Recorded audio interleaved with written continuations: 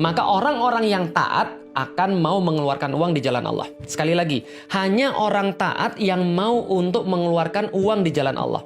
Atau hanya orang taat yang mau untuk habis-habisan berkorban dengan harta atau jiwanya.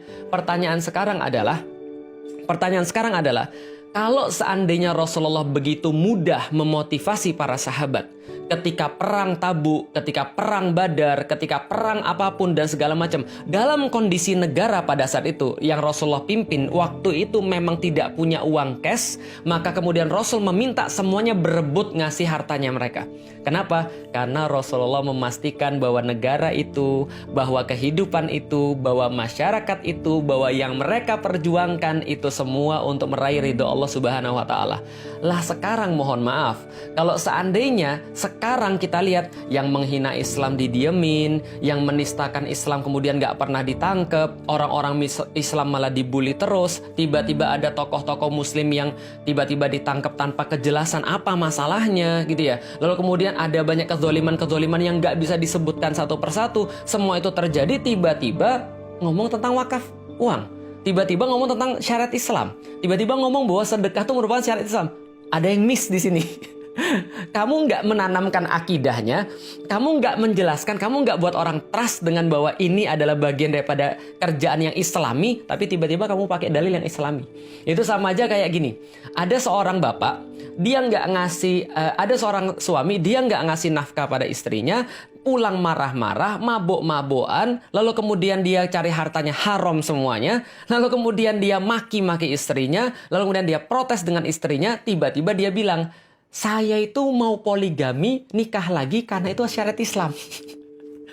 Ini ada yang nggak nyambung di situ, paham teman sekalian? Belum lagi orang-orang ngelihat, bukan hanya orang Islam, publik melihat, loh bagaimana negara ini memanfaatkan hartanya? Bagaimana selama ini harta itu dikelola? Gimana kalau nanti jadi kayak bansos? Gimana kalau nanti jadi kayak Jiwasraya? Gimana kalau nanti jadi kayak misalnya contoh ya Asabri dan seterusnya? Ini problem lagi. Lah kenapa? Karena ini masalah pengelolaan harta, nggak ada trust di situ. Lah kalau nggak ada trust di situ ya gimana caranya kita mau minta kepada orang wakaf uang tadi? Kecuali kalau tadi, negaranya itu sesuai dengan syariat Islam, gitu kan ya. Orang-orang Muslim itu kemudian diajak ngobrol, dihormati. Tokoh-tokoh agama kemudian diberikan kemuliaan. Agama Islam tuh dijaga, yang menistakan kemudian diurusin. Lalu kemudian, ya pokoknya menghormati agama. Dan orang-orang sampai umat Muslim tuh melihat, oh bener nih, saya punya pemimpin yang keren banget.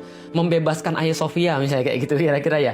Saya yakin kalau kayak gitu, itu nggak usah disuruh kita udah berebut. Kenapa? Karena kita pasti juga mempertimbangkan semuanya. Atau gampangnya gini deh, gimana kalau Habib Rizik yang minta wakaf itu ya kira-kira?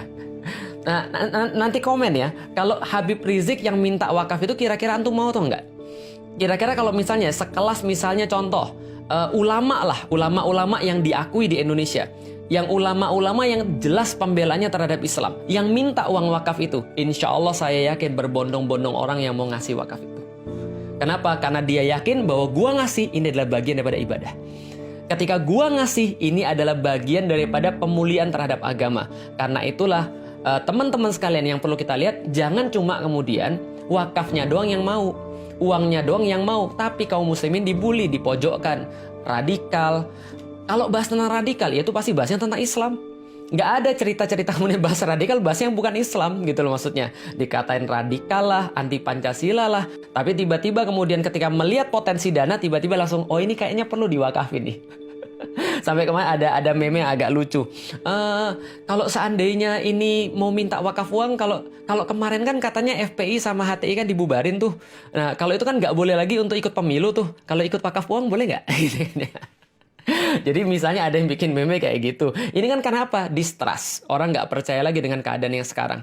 Orang nggak percaya bahwa kamu bisa ngelola kayak gitu. Kenapa? Karena kamu track recordnya selama ini bukan track record yang ya sesuai dengan apa yang diinginkan. Kira-kira maksudnya begitu. Nah, lalu kemudian yang bisa kita lihat lagi teman-teman sekalian. Soalan wakaf uang ini adalah bahwa kita nggak bisa memisahkan. Kita nggak bisa memisahkan antara iman dengan pengorbanan kaum muslim. Dan itu sudah terjadi dari zaman dulu.